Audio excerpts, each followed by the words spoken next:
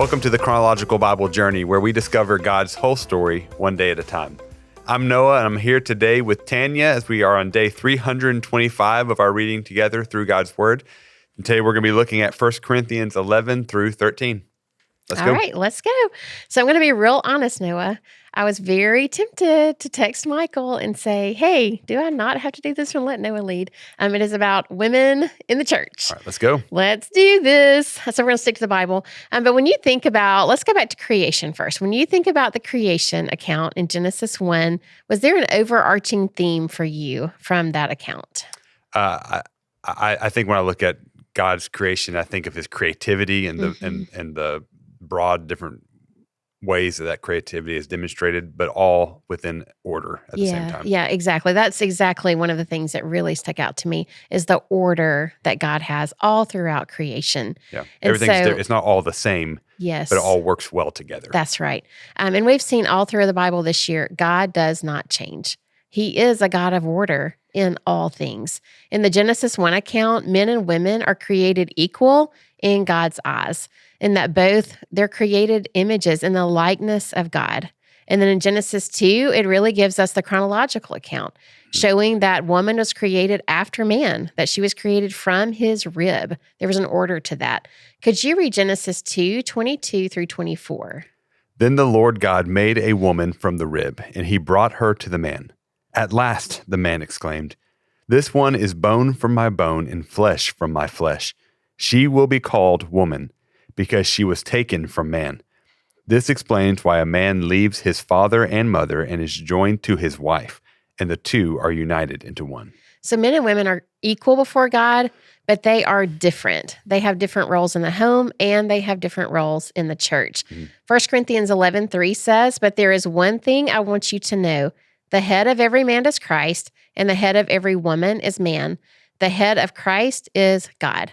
So the headship here is leadership or authority. It's not inferiority when we think about that. So God ordained the order, and that is to be respected. Yeah. I heard somebody say one time that everybody always strives for leadership positions because you think, once I'm a leader, I can do things my way. I can have authority. But the reality is that leadership really could be better defined in a lot of ways as burdenship. It's you're taking on the burden and the responsibility, and leadership has very little privilege when you really look at it. It's mostly burden and 1% privilege. Yeah. It makes me think who wants to be a leader should be the biggest servant of all. Yeah. So it's really a flipped role even in that. Yeah. So we're going to move on to head coverings. In verse 5, isn't this fun? In verse 5, it says, "But a woman dishonors her head if she prays or prophesies without a covering on her head, for this is the same as shaving her head." So context is key when we read this passage.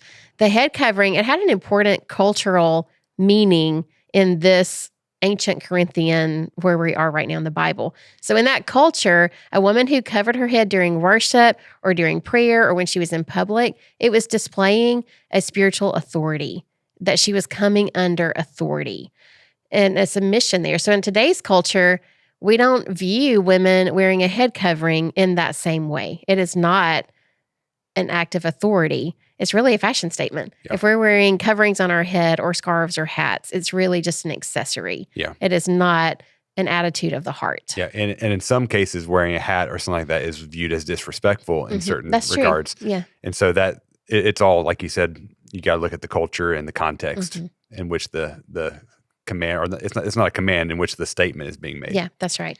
So the real issue here is the heart attitude of obedience to God's authority and submission to his leadership as to the Lord. Yep. That's the order that we follow. So we're going to skip to the end of today's reading, and we're going to move on to 1 Corinthians 12:31. And it says, "But now let me show you a way of life that is best of all." Now that just makes my ears perk up. I'm like, best of all, let me see. What is this way? I want that. Show it to me. So could you read 1 Corinthians 13, 1 through 3 for us? "If I could speak all the languages of earth and of angels, but didn't love others, I would only be a noisy gong or a clanging cymbal. If I have the gift of prophecy, and if I understood all of God's secret plans and possessed all knowledge, and if I had such faith that I could move mountains, but I didn't love others, I would be nothing.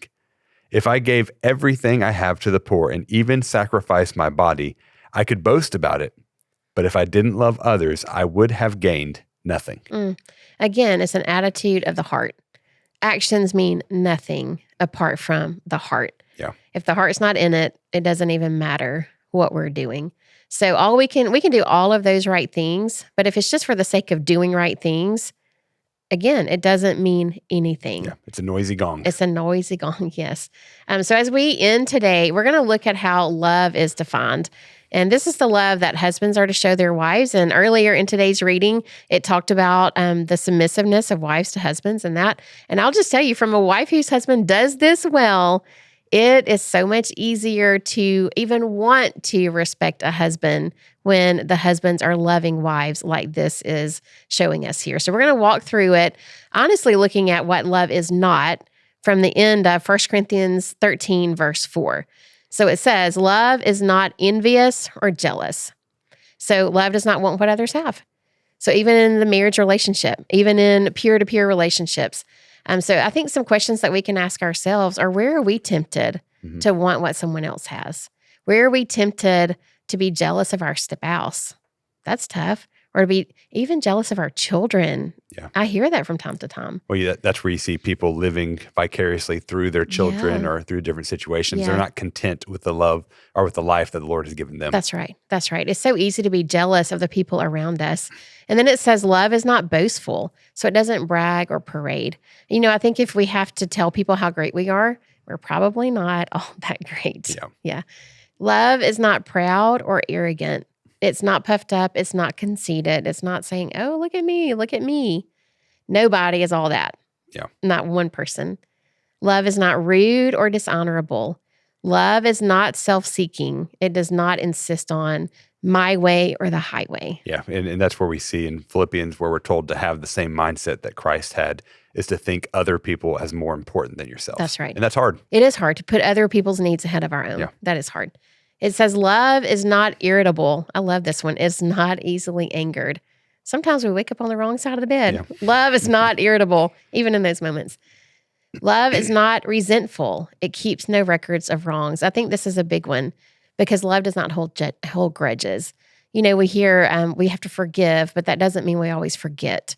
And so sometimes that forgiveness is an over and over and over act of choice. Yeah. Because we don't always feel like forgiving. We rarely feel like forgiving, but we also can't hold that grudge and keep remembering and say, oh, but Noah did this. Well, yeah, we like to think that we've forgiven, but we also like the idea that the person who wronged us will get something coming for it. Right. And love does not do that. It doesn't do that. It keeps no record of wrongs. There's no reason for that person to be Right. punished in your view That's because right. you have forgiven them. It's a clean slate, just like how Christ forgives us completely. Clean slate.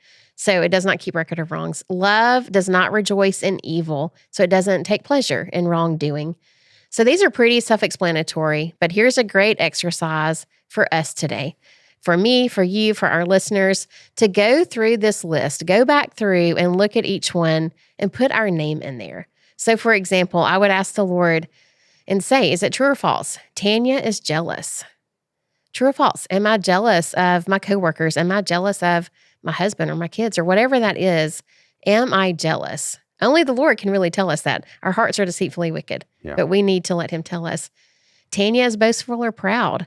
Just going through each one and asking the Lord, am I any of these things? Because I am. If I am, that is not love. Yeah. So now let's talk about what love is. Verse 4 says, love is patient, love is kind. I really think it's humorous that we have two descriptions of what it is and a long list of what it is not. Yeah. We know where we're tempted. So love is patient. It means being slow to anger, even when provoked. That's a hard one. Even when provoked, slow to anger. It's the ability to look past differences. I heard it said once before, not wrong, just different. Mm-hmm. That has really helped me in so many situations. Not wrong, just different. So love is patient and love is kind. This describes love in action. It's gentle, it's helpful, it's compassionate. We're seeking opportunities to what you said earlier, put others' needs ahead of our own. Yeah. that is a biblical definition of love that we can all strive for. And that is so difficult to conjure up in and of ourselves. And reality is, apart from Christ, we cannot love the way we're supposed to, because God is love. And it's when we abide in him that we see love is one of the fruit of the Spirit we talked about last week, that God is able to build and grow within us when we abide with him. That's right. Thank you for this great reminder of what love is, and more importantly, almost what love is not. And I hope you'll take her challenge and go through that list and put your name in there and ask the question, am I this thing? And let the Lord speak to you about where he would like to work in your life. Thank you so much for joining us on the podcast today. We look forward to seeing you tomorrow.